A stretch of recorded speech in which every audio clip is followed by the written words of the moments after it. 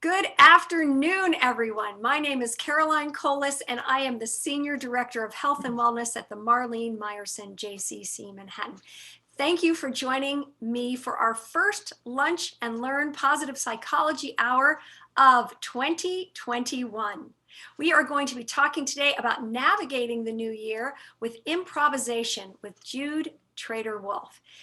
The Positive Psychology Hour is a partnership with the Whole Being Institute. And improvisation, our topic today, is an art form, a philosophy, and a practice that teaches a mind and skill set for navigating the new and the unknown. Welcome to 2021.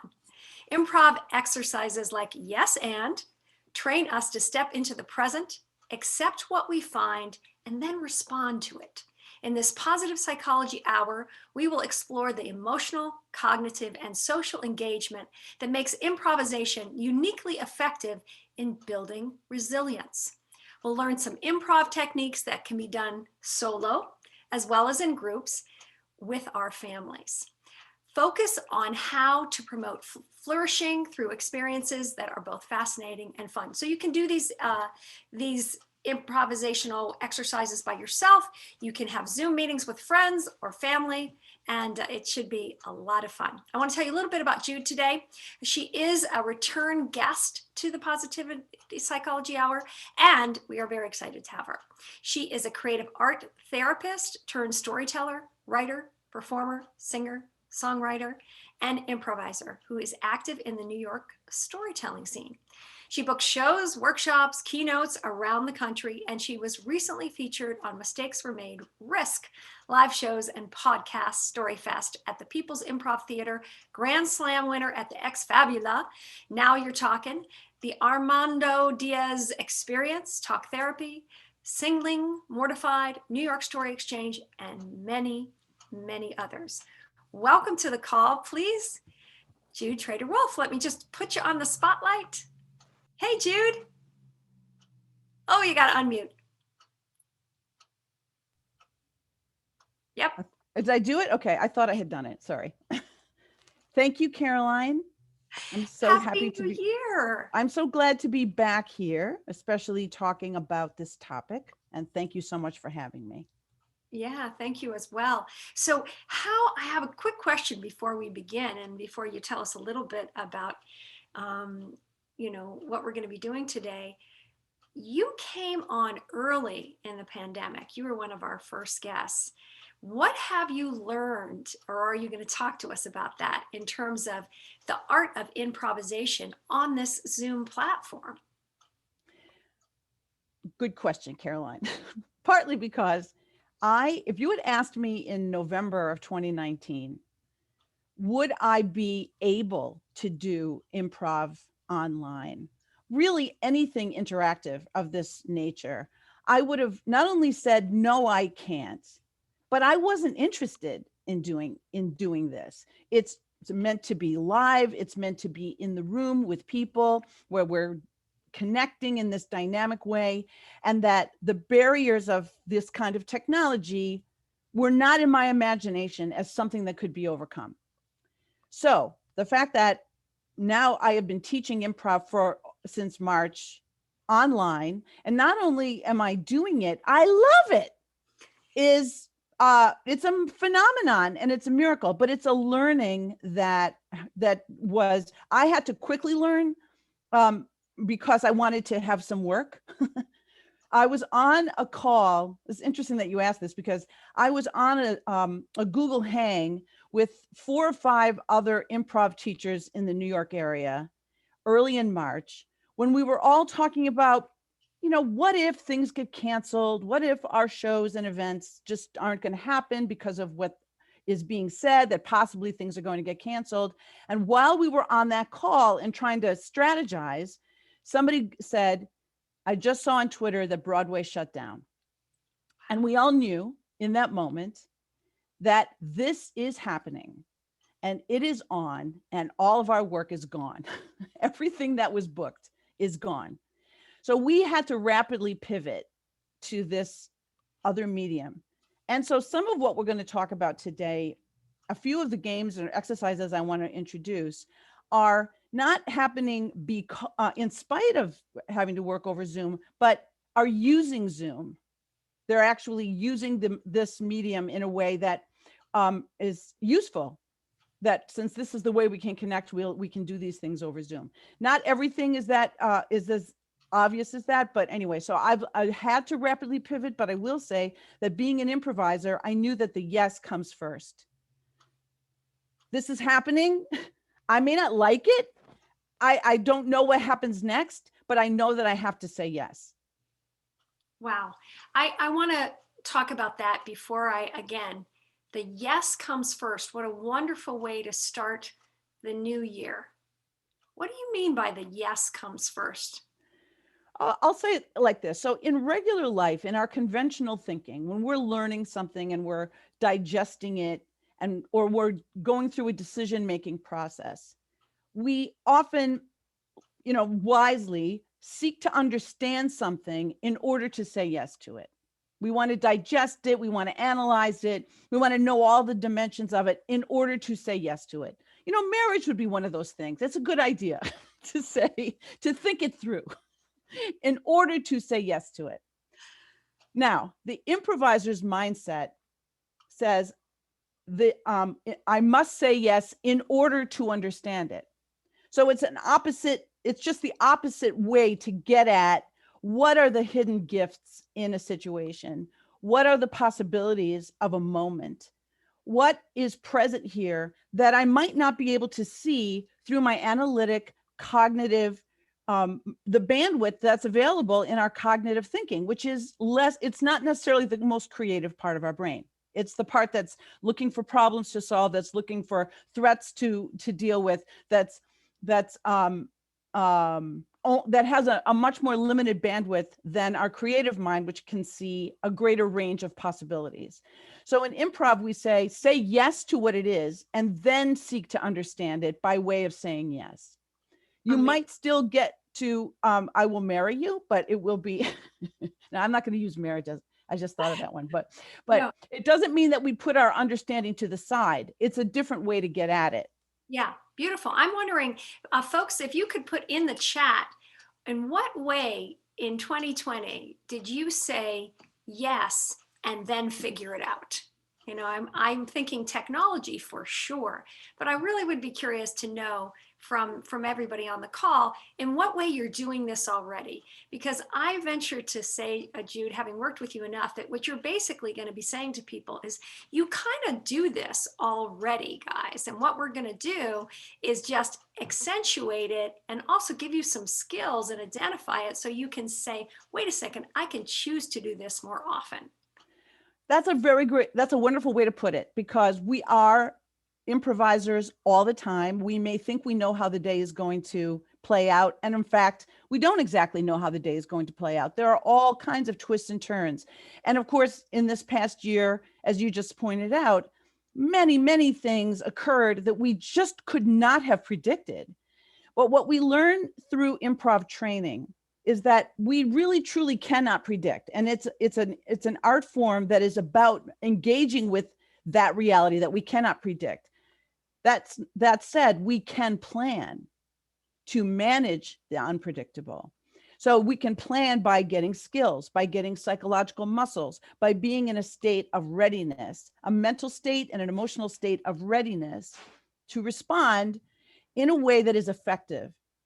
And probably the greatest gift of improv training is to be able to be in that place of, I don't know what's happening, I'm just saying yes to it, and not shut down because of the stress response. Because when we have skills and when we have abilities and when we have some experience with, oh, I've done this before, I've been in this state of uncertainty and played around with it. I had fun. So I know that I can. And even though this situation may be, a family member is ill, it could be something's going on with work that's completely a curveball. If we have experience with those muscles, with that psychological set point that says, yes, this is the reality, and yes, I have some experience with playing around in a reality that is completely unknown to me, those skills become available when we need them. It's very important that we learn those skills in a fun, positive and supportive atmosphere, because then they become more available when we're under stress. Beautiful. And I love this idea of we can't predict, but we can plan. I'm looking forward to hearing more about that, because that seems to me like a great strategy versus resolutions to embark on, 2021. I wanted just to read to you some of the things in the chat. Elizabeth was saying that one of the ways that she said yes and to not knowing what first and not knowing what to do was how teaching online. And Nancy said committing to WI coaching certification and then really figuring it out. Beautiful, Nancy. Robin said new work protocols, more forms, more deliberate actions. Nice. And Donna using Zoom, being on virtual meetings, attending virtual galas. How fun. Andrea Snyder said staying connected to family in a new way, right? Mega working on Zoom. Never thought I could. Beautiful. So many other things. And Joanne said yes to doing interviews on Zoom instead of in person. Really different, right? And I know you do a lot of work in social justice and child welfare reform, Joanne. So that must have been a big shift. And Joni says committing to WBI coaching. Great. Gosh, we got a lot of WBI involvement here. That's really wonderful, because of course we have the new cohort of the positive psychology certification happening in February. And please, everybody, know that you can sign up for that. And that's an amazing, I just finished that. It was incredible, incredible. That's what something, yes, I said yes to that. So Jude, let's unpack this a little bit more. I know you have a few slides for us before we jump in and have some participation from our players who are on the call today. Let me remove my spotlight, and then why don't you share your screen and we'll unpack this a little bit more. Okay. Here's my first slide. Come on. There we go. All right. So very quickly, we can put this in the chat as well. If you put in the chat, New England Journal of Medicine, in Boston, we fight like we train. There's an article that was written in the New England Journal of Medicine that came out after the Boston Marathon bombing, which was a complete curveball, of course, to the medical system in Boston. And that was, and it was recounting the amount of practice and just plain old rehearsal that the healthcare system engaged with in Boston after 9/11, and not knowing that a big bombing was coming for them. And their trainings were so realistic that when the actual bombing happened and the entire coordinated healthcare system in Boston was responding, there were professionals that said, "Is this a drill?" They really couldn't tell. That's how well they rehearsed. Well, I used that example often when I'm teaching people about the importance of improv training, because improv training is training for those times in life when we just could not have predicted what it is that's going to come to us. And yet we can respond with a part of us that says, "Oh, is this a drill? Have I done this before? I think I have. And I've done this in a way that was fun and interesting, and I can reignite that part of myself." So navigating the new year with improvisation, we're dealing with that word new. And the word new, like, wearing new shoes, if they're not perfectly fitted, you have to kind of get used to them. And I'm trying to go to my next slide. Come on, man. Oh, Caroline, I'm not able to go to my next slide. What's happening here? Really, wait, try the arrow keys. That's what I'm doing. Okay. I'm going to the what about if you scroll onto your wait, slide one. bottom of your slide? And I'll go to slide 2. Great. Okay, thank you so much. Okay. Yeah, so new often means change, and new can be wonderful, and new can also be threatening. Well, if we are in touch with our creative energy, we are in touch with the energy of change. Creativity is about engaging with what is not known, what is invisible, what has not yet taken shape, using what materials we have and giving them life, giving them some new form, new shape. So creativity is the energy of change, whether that's creating a piece of art or finding another way for the baby to take the medicine, or rearranging the furniture in your house to make better space for yourself. And it is the one true renewable inner resource. Every way in which we grow creatively is going to help us grow psychologically, if we choose that. Emotionally, we can expand. Now, this Keith Johnstone quote comes, he's really one, there are two of the founding heroes of the improv world that I'm quoting in this presentation. And one is Keith Johnstone, who was coming more from the theater side of improv. And he said, there are people who prefer to say yes, and there are people who prefer to say no. Those who say yes are rewarded by the adventures that they have. Those who say no are rewarded by the safety they attain.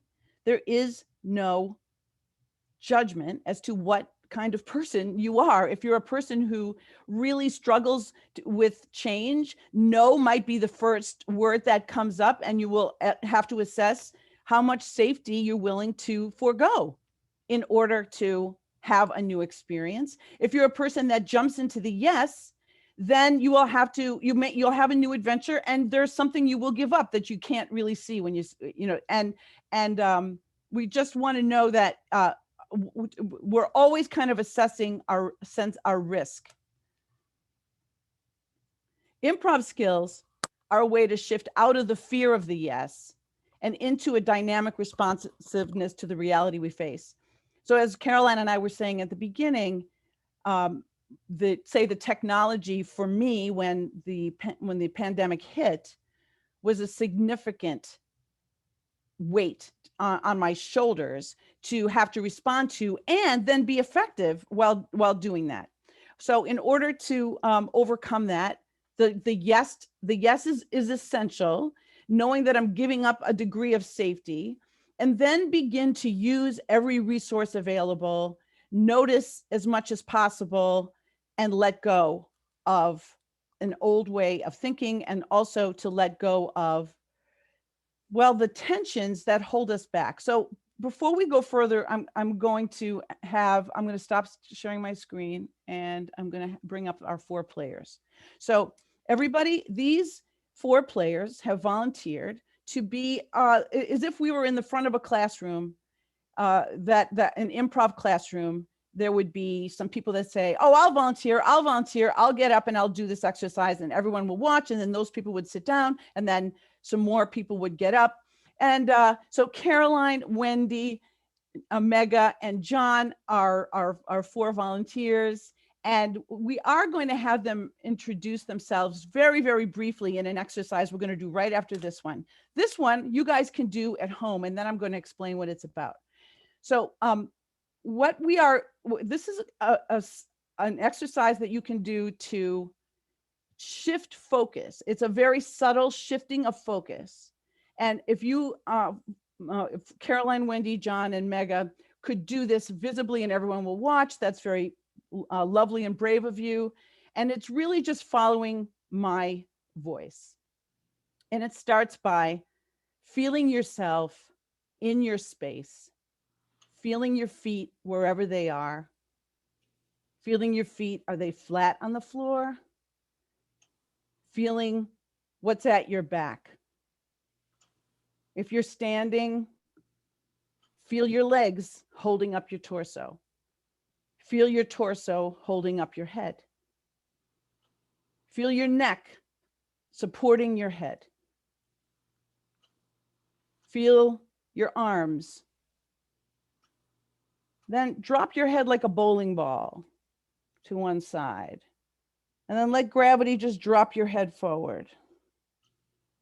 And then let gravity sort of drop your head to the other side. And look at the ceiling. And feel every way in which your body is holding itself together. Feel your body holding itself. Anywhere you feel tightness, just become aware, oh, my body's really holding itself in my back. My body's really holding itself on my shoulders. And feel your skeleton holding itself. Feel your hands holding itself. Now, we're going to shift focus. Now I want you to feel the space holding you. Feel the space holding your head up. Lean into the space mentally. Feel the space as if it's always been holding you. It supports your shoulders. It supports your head on your shoulders. Feel the space holding your torso on your legs. If you are standing, feel the space supporting you. Feel the space feeling you. Imagine the space and it's holding you, and it's always, always holding you. Just focus on that and breathe. Now go back into holding yourself. Hold everywhere you have to hold yourself. Hold yourself. If you hold your chest, if you hold your legs, hold yourself even more than before. If you didn't hold yourself, you would fly apart. Try to breathe. Can I breathe? Now go back to letting the space hold you. The space is holding you. Let the space hold you. And just say, yes, space, you're always holding me.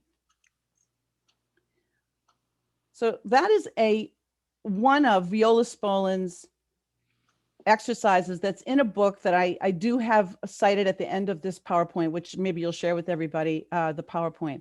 Sure. But it's called Improv for the Solo Actor, Improv Exercises for the Solo Actor. So an actor is anybody. An actor is a person on their own. Most improv is done in groups, and we are using the interaction with each other to create. That is an essential element of what improv is about. And yet we can use this idea of we are lone actors in many ways in our own homes or when we're walking down the street, and that we are in relationship not only with our inner self, that we can learn to follow that intuition through freeing ourselves from thinking we have to hold ourselves together every minute, and that we are supported by something. And that relationship, even if you believe it's a relationship born of imagination, is real. Because what we imagine, we can make real, that there is something supporting us and that we are moving through it.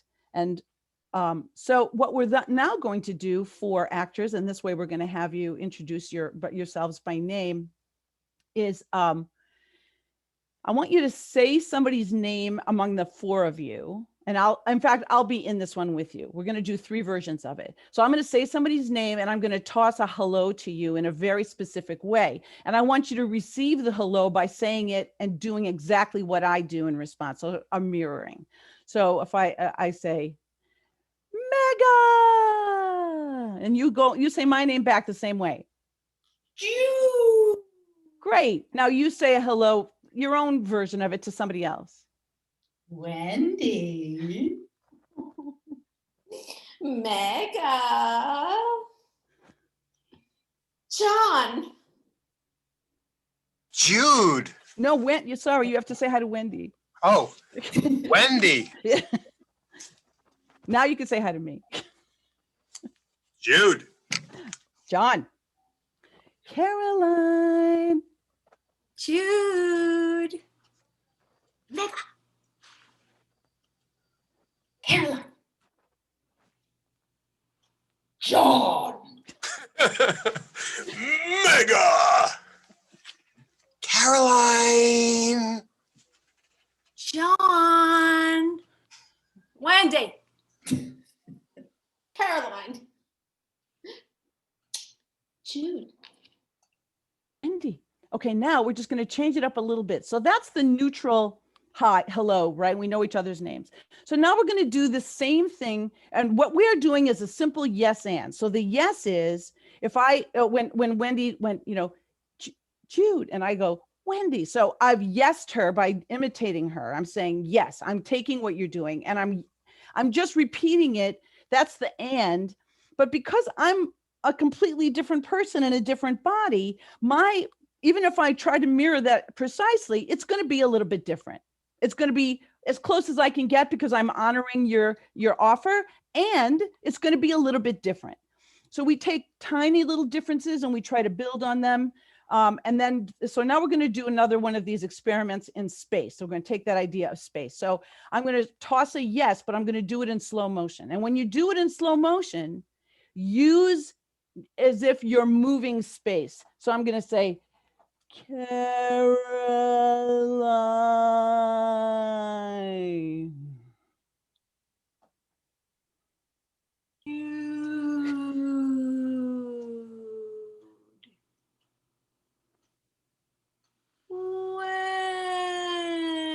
Wendy.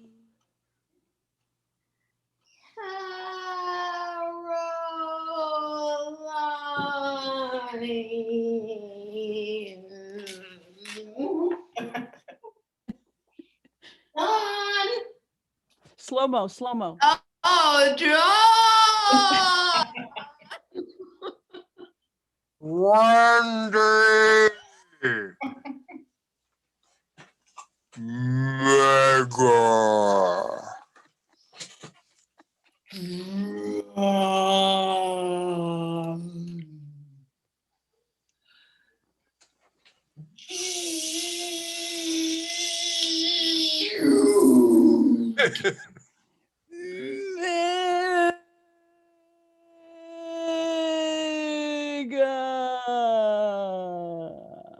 Now we're going to do a fast time one. So we're going to use space very, very quick. So I'm going to go, John.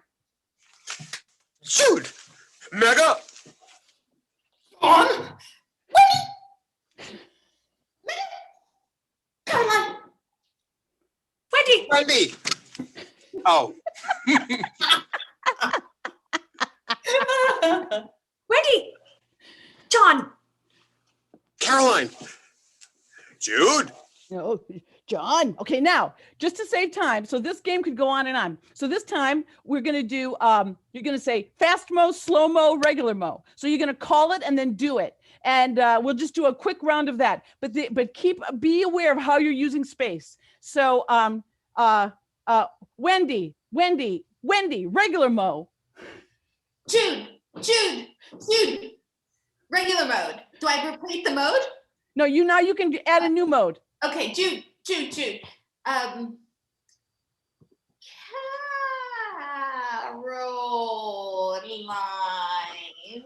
Slow-mo.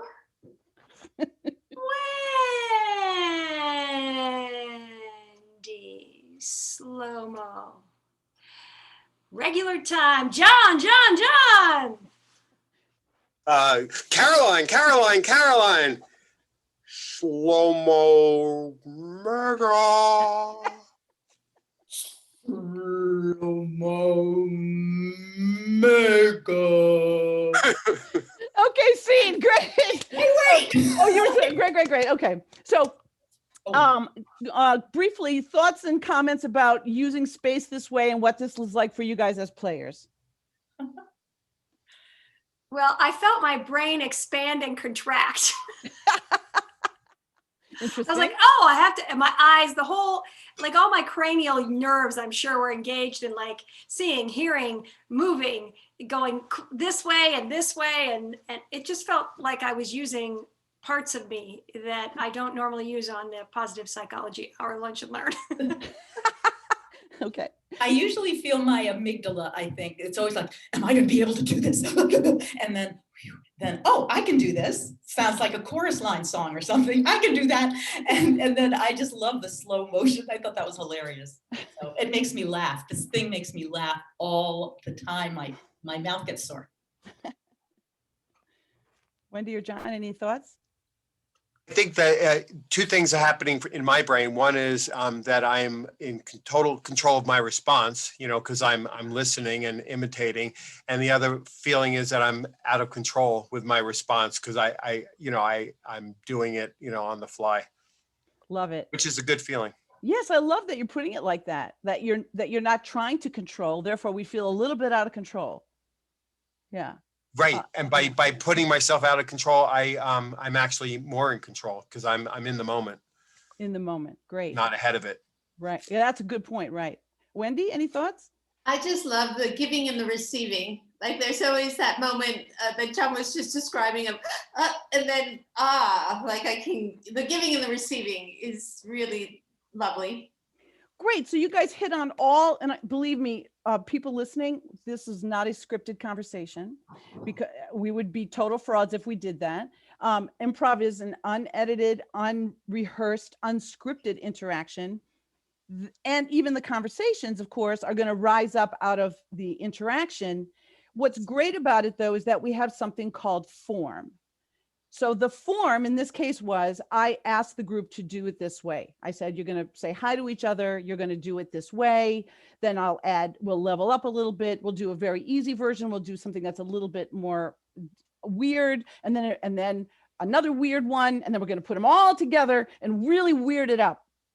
And our cognitive brain, yes, go ahead. John. Robin wrote something that just goes right to what you just said. She put, as an audience member, it was funny for Robin how the timing affected breath and form.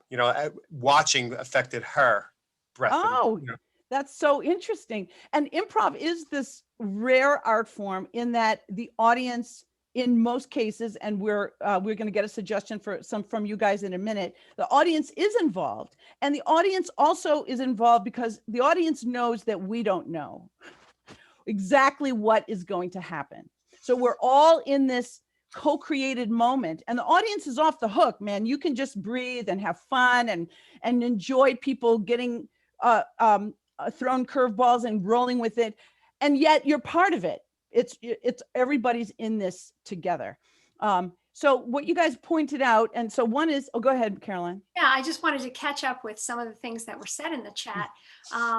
And that is that Elizabeth was talking about, I think, in relationship to your PowerPoint, that I think most of us are a combination of yes and no and people, and that we can learn certain ways in certain situations. And then someone, Rita, is intrigued by the sign on your bulletin board, John, that says clear as kind. So if we have time, maybe you can explain that. Oh, thank you, Lois. You're loving my commitment and the commitment of all the players. And Elizabeth said it looks like fun and like play. And I think that's an important part of the expansion. It also felt to me like what we were doing was a great example, Jude, of not being able to predict, but being able to plan. And also being in that liminal space between the known and the unknown, right? Exactly. And really finding the smile line in that spot of play and being able to, enjoy the moment. And Ellen says, I'm so glad to be off the hook. And Lisa said, I love it because it's so silly. Yeah. It's silly and it's deceptively sophisticated, I have to say, because what you guys described about what's happening in your brain is that our brains are designed to try to predict it, to try to know what's going to happen so that we can get ready for a possible danger or a possible threat. And in these kinds of games, when we are just in a state of readiness, it trains us to be in a state of readiness without the pressure of like, there's nothing riding on it except that you want to play, except that you want to engage with your fellow players. So I want to do another exercise before I go back to too much of talking heads, because this one's all about talking heads, but not really. It's about non-talking heads, but it goes like this. I'll explain it and then you guys will do it. And audience, they have not done this before, so don't think that they've been queued up in any way. So the way we have our videos set up is that when we turn off our video, you see an empty screen. So what we're going to do is I'm going to turn off my video and the 4 players are going to turn off their video. And then I'll say go. Now, don't do it yet. Don't do it yet. And somebody's going to turn on their video and be in a very specific pose, say like this. And then someone else is going to turn on their video and they're going to take a complementary pose. So if I go like this and someone goes, like this, maybe I'm posing for a picture. And then the person that's second, the second person will stay up. The first person will go, will hide their camera. This person will stay up, and then we'll find a new meaning for this exact pose where someone else will join. We're just going to do a few rounds of this. No talking in this. It's called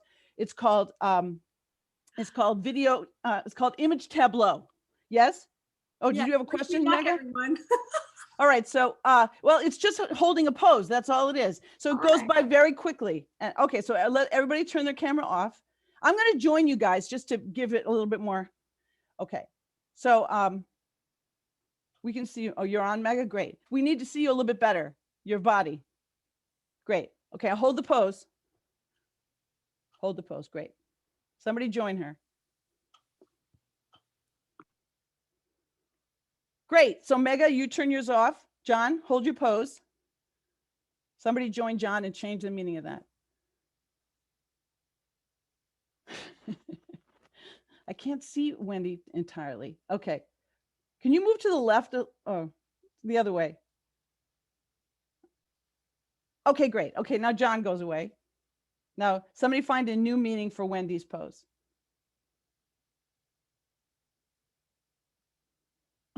Are they dancing? I don't know. Okay, so Wendy goes away. Wendy goes away.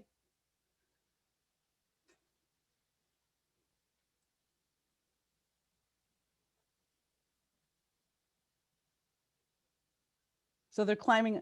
Great, go ahead. Okay, so Caroline goes away.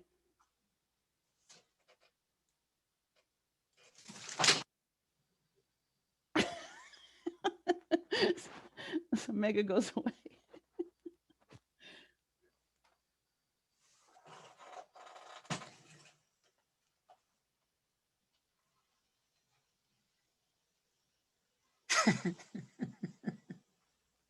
One more. So somebody join. Great. Somebody join Caroline.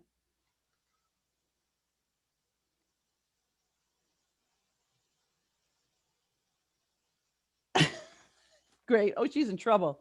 Okay. So now we're going to do the same exact thing. So this tableau chain can go on, and we find different meanings for each pose, and that's a way of cognitive reframing. This pose can be this. It could also be that. And now we're just going to add a little context to that. And audience, people watching, you're going to use the chat to help us out here.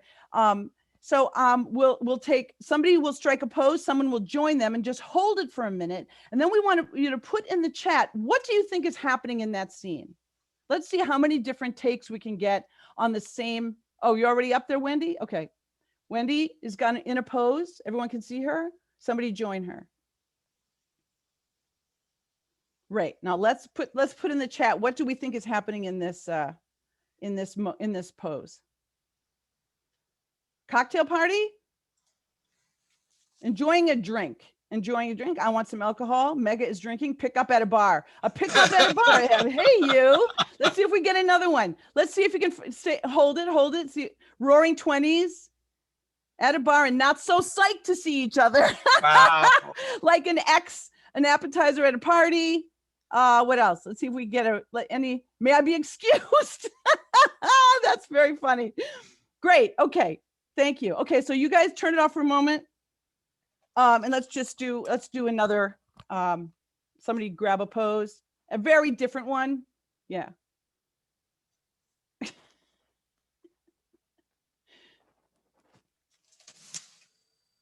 Great. So what do we think is happening? Hold it. Let's see what's happening. A chicken dance, a monkey business. What else do we have?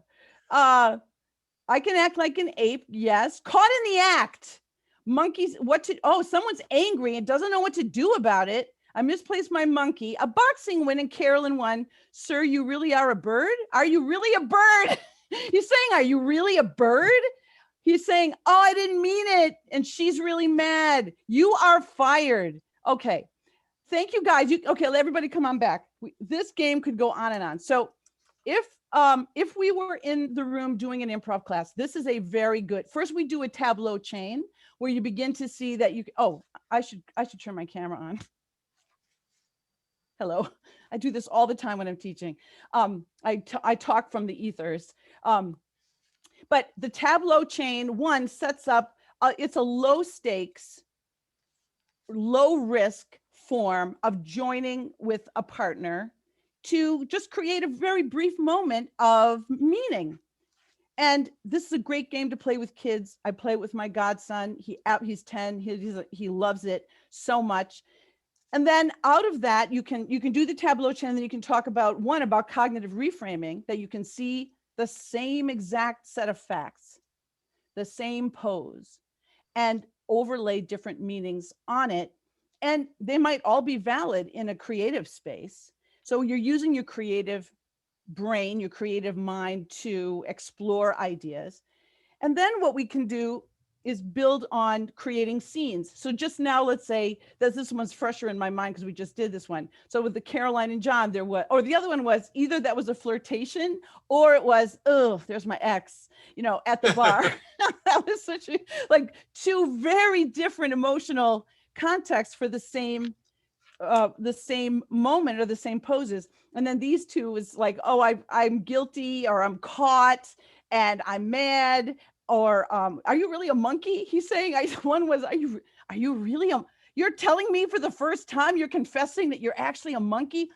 All of these things can become really interesting scenes that expand out from a known reality to what we call in the improv world, we would call the funhouse version of reality. We like to go into the funhouse version of reality from grounded real things, grounded truths, to things that are a little bit weird. Why? Because what we want to do in order to engage with the unexpected, the unpredictable, the things in life that truly are curveballs, and you might say unimaginable, meaning that we just didn't have it on the radar at all. If we can train ourselves to go into that space that is beyond conventional thinking, that is where we're not used to that idea. It's a weird idea. So if in that scene with Caroline and John, if we were in a class and we said, we would have, maybe the group might say, let's play that scene. Let's start with that one. So then Caroline might be saying, well, how about start with, yes, I really am a monkey and I can talk. Yes, I really am a monkey and I can talk. So there. We don't allow monkeys in class. Well, wait, John, what if you loved that she's a monkey? I've been looking to meet a monkey all my life. Yeah. I'm just directing John in that way, that if we start with, we love the idea, especially as we are starting out as improvisers, there will be a lot of richness so then she might, if you say, oh, I've been waiting for a monkey all my life, then she might say, oh, that's great. You're the prettiest monkey I've ever seen. Wow, well, you're not so bad yourself. And why did you pick this moment to tell him? And I've been looking at you for a while. I come down to the zoo every day just to see you. Oh. Great. Okay. So this reality is like a, well, I was thinking more like that was a person that's actually a monkey and that you saw that person. So they would be like somebody who isn't at the zoo. I was true. You know what I'm saying? So all the reason I'm picking that apart is I'm saying, let's say we went with a weird reality that this is your teacher or this is a fellow student, and they finally just revealed to you that they're a monkey. So I'm just unpacking this a little bit to say there you would have a scene where you have a grounded reality where somebody has revealed themselves to another person as something that's a secret, but they're a monkey. And so you have the funhouse version of reality where then you would get to say, oh my God, you get to swing on trees. Can you teach me? And oh my God, you chose me to tell me. And then of course you were already flirting with a monkey. So we know that's going to be great. That's going to work out so well. But no, that you guys yes ended that immediately. So I was just expanding out into the funhouse version of reality is where we go beyond the conventional, right, to a world that is got a bunch of unexpected things, and we just grab them and see how we can discover a story together.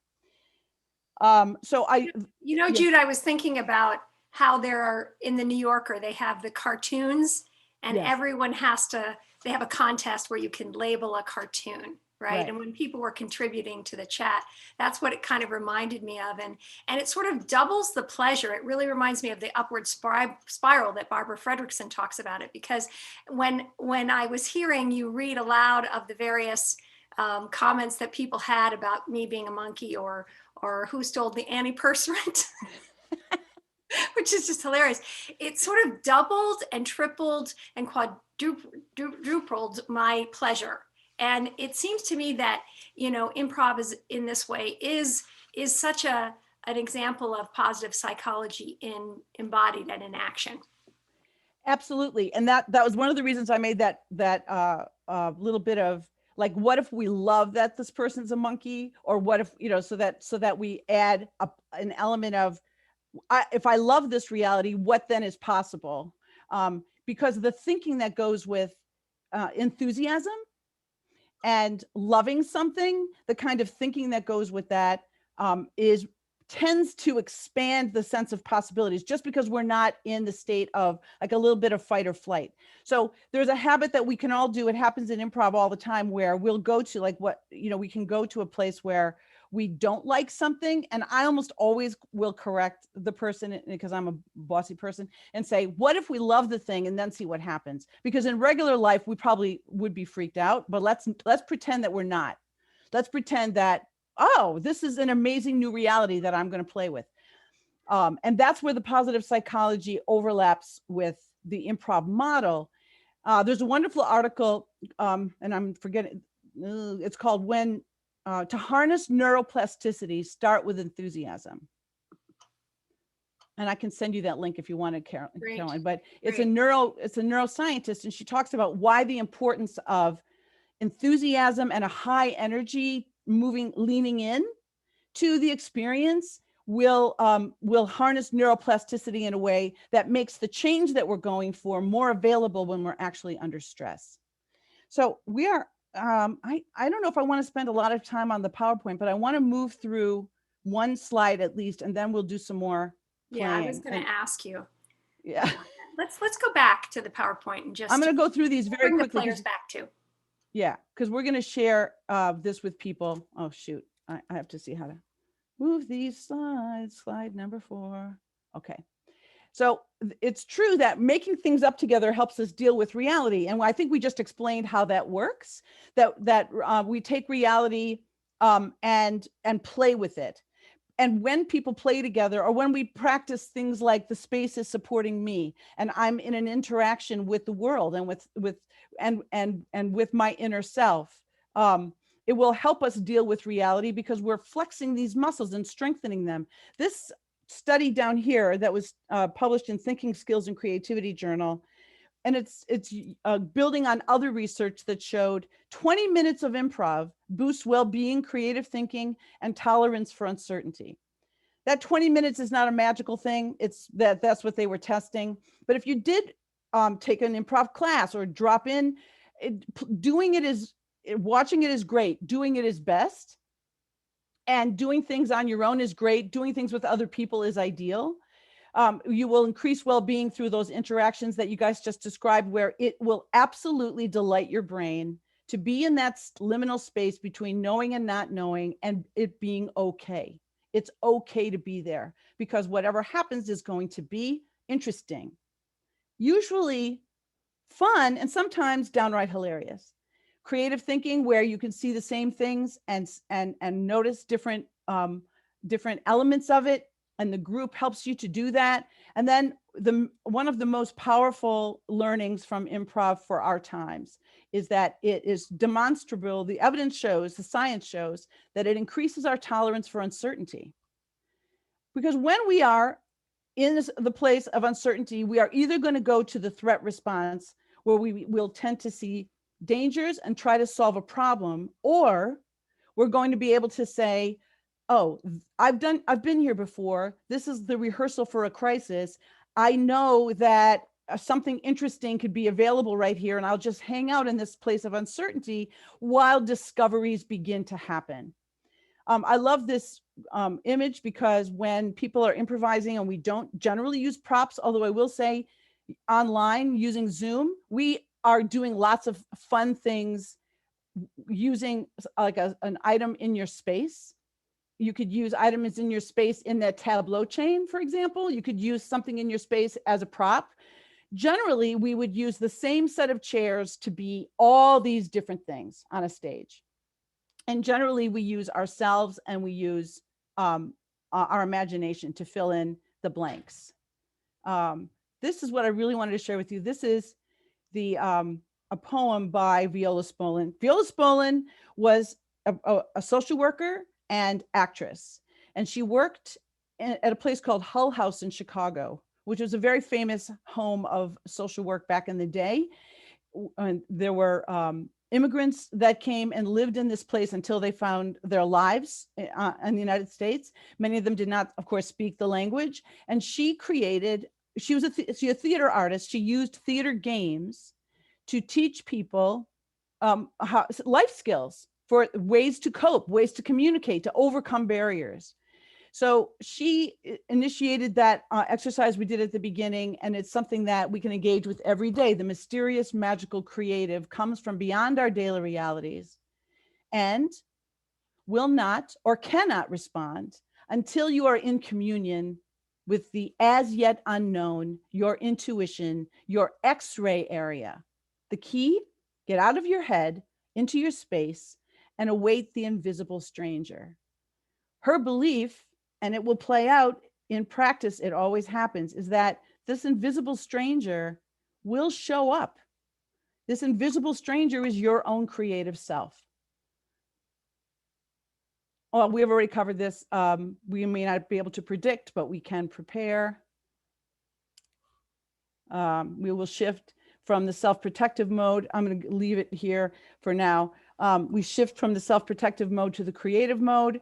We connect to the invisible stranger within through shifts of awareness and through interaction. And the form is important when we know how to play. Just like playing football is different than playing basketball, is different than playing tennis. They all involve balls. They all involve things in the air and other players, but the rules are very different. So you don't apply the football rules to a tennis game because nobody will know what the hell is going on. But if we follow the forms, the agreements that we make, then everybody can get on the same page and many new things can happen. Be present and allow yourself to be impacted. And this is just about the improviser's yes, which we've already covered. And we're almost done with these. And this, I wanted to say this, that the more you practice, and I do recommend doing these things on the regular, on a regular basis. And if you can get into an improv class, that is like a super fun way to learn things that you can then take into your life. But the more we practice it with support from other people, the more quickly these mental states become neural traits. And we want that. We want these mental states to become habits. And like yoga or any other kind of using the breath and the body, training and practice are key. So to get us, oh my gosh, we only have time for one quick game here, and then we probably want to ask questions or something. We have to end on time, yes? Yes. I wanted to do a very quick game as a group here that we would that you guys could do on your own out in the world. It's a game I play with my husband and my nephew all the time. It's called acronyms. So we're going to get, if 3 people would put 1 letter each in the chat of the audience, please, like 3 letters. Let's just take 3 letters from the chat. Just letters from the alphabet. I see C, A, and we have ABC.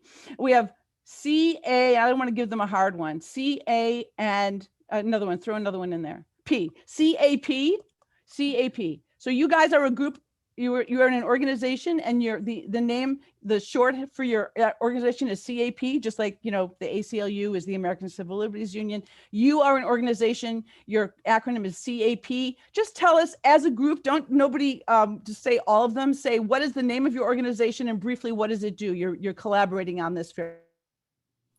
Yeah, we're the CAP Society. We're CAP. And we are very serious about CAP. And I'm going to leave it to John to explain to you exactly why, but it's very important. We are a very important agency. We have, I think, a really great mission statement, and it's to, capture, all puppies, basically, and treat them, to life on a farm, which is, I think, very noble of us. I don't know. Mega, do you have any? I have to say, this being on the board of CAP is the most important thing I've ever done in my life. Being a massive vegan, a member of PETA as well, I truly feel deeply that these little puppies get to go out into the farm and they get to play with all the other farm animals. So there are puppies who are playing with sheep and ducks and horses. And you just see humanity and all of the species come together. Wendy, I know you agree. You're on mute, my darling Wendy. Use your cap and take your.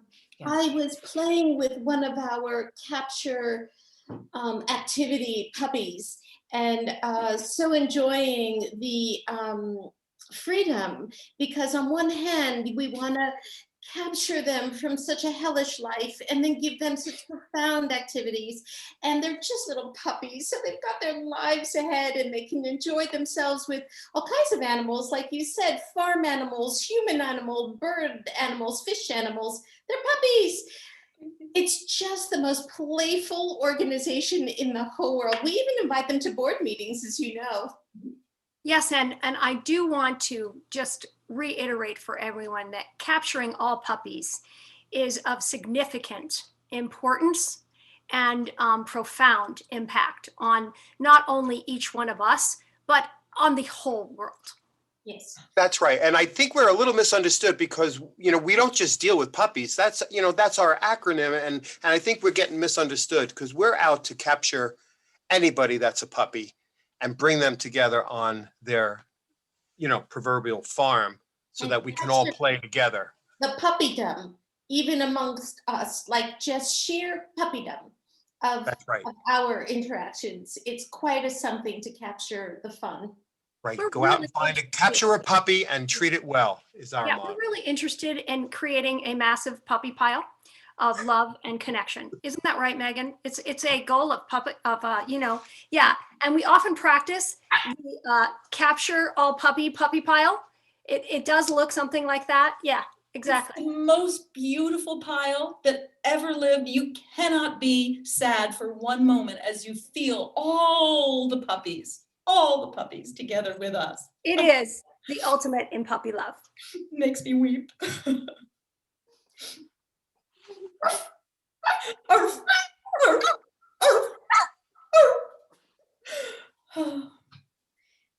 Jude, Did we lose Jude? Leave?